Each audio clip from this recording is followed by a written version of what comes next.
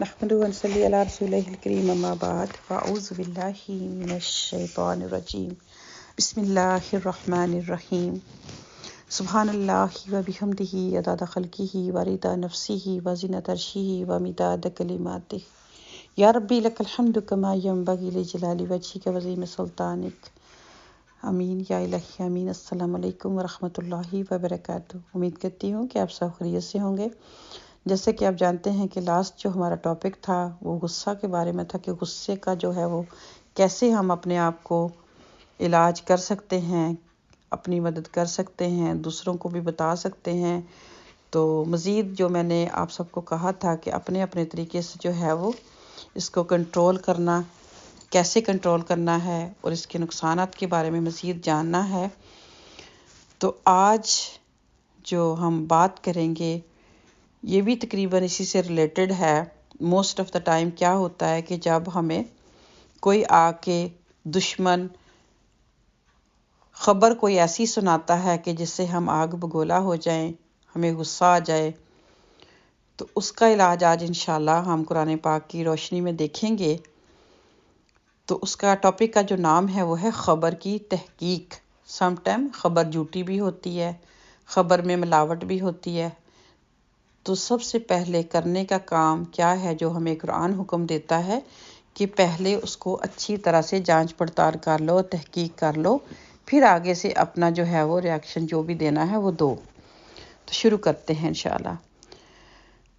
قرآن پاک میں جیسے بہت سارے احکام ہمیں ملتے ہیں، ان میں سے ایک حکم یہ بھی ہے کہ اے ایمان والو، اگر کوئی فاسق تمہارے پاس خبر لائے تو تم اچھی طرح تحقیق کر لیا کرو، کہیں ایسا نہ ہو کہ تم کسی گروہ کو نادانی سے کوئی نقصان پہنچا دو، پھر تم کو اپنے کیے پر پچھتانا پڑے۔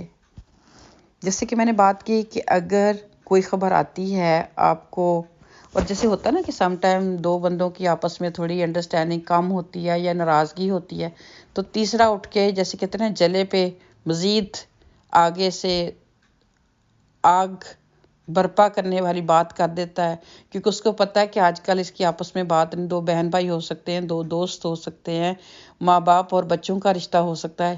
تو اس طرح سے اگر کوئی بندہ کہتا بھی ہے آپ کے پاس ایسی بات، تو پھر آپ کا کرنے کا کیا کام ہے، جو کہ قرآن ہمیں حکم دیتا ہے۔ سورہ الحجرات جو ہے اس میں بتائے گئے یہ اصول ہمیں کہ پھر اس کی تحقیق کر کے پھر آگے سے اپنی جو ہے وہ جوابی کارروائی کا انتظام کرو۔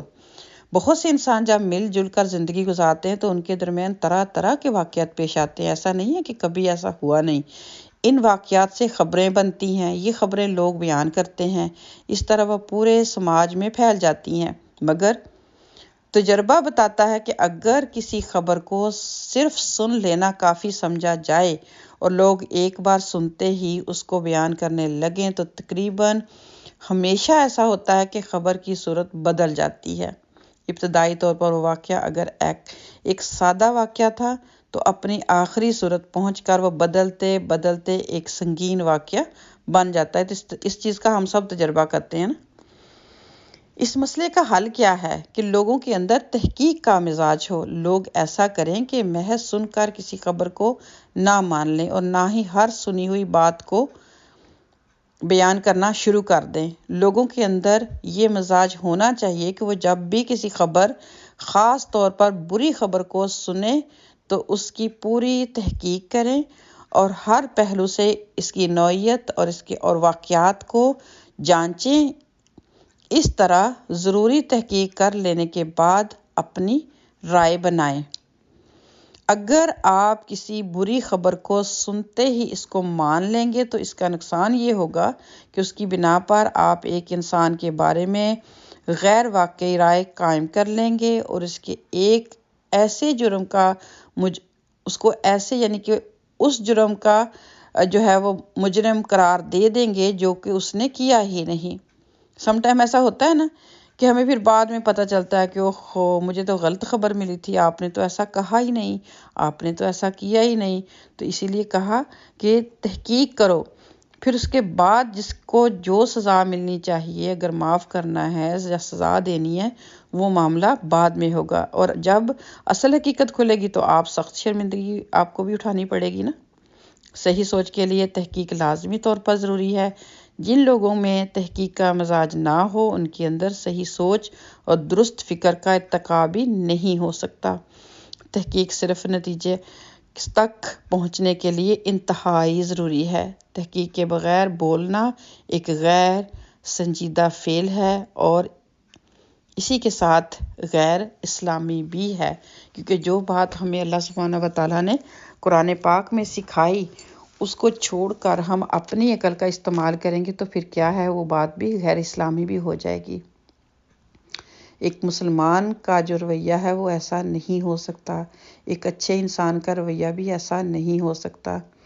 اس کے پھر جو مسائل ہماری زندگی میں آتے ہیں وہ ہم سب اس کا اندازہ لگا سکتے ہیں۔ تو سب سے بڑی بات یہی ہے کہ قرآن سے دوری، قرآن کو صحیح سے پڑھا نہیں، سمجھا نہیں، پھر سمجھ لیا تو عمل میں نہیں لائیں وہ باتیں۔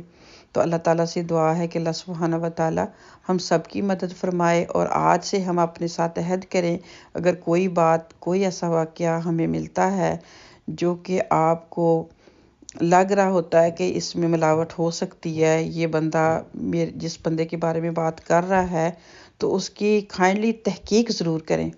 تحقیق جب ہو جائے گی تو آپ، جیسے کہ میں نے شروع میں بات کی کہ سم ٹائم ایک جیسے دیکھا نا کہ ایک بات ہوتی ہے، جب وہ دوسرا بندہ کرتا ہے اس میں تبدیلی آ جاتی، تیسرا کرتا تو ایک قسم سے اچھا خاصا جو ہے وہ معاملہ جو ہے وہ خراب ہو جاتا ہے۔ تو اپنا بہت خیال رکھیے گا۔ اللہ تعالیٰ سے دعا ہے کہ اللہ تعالیٰ اس ٹاپک کی روشنی میں ہم سب کو اس پر عمل کرنے کی ہم ہمت اور توفیق عطا فرمائے۔ السلام علیکم ورحمۃ اللہ وبرکاتہ۔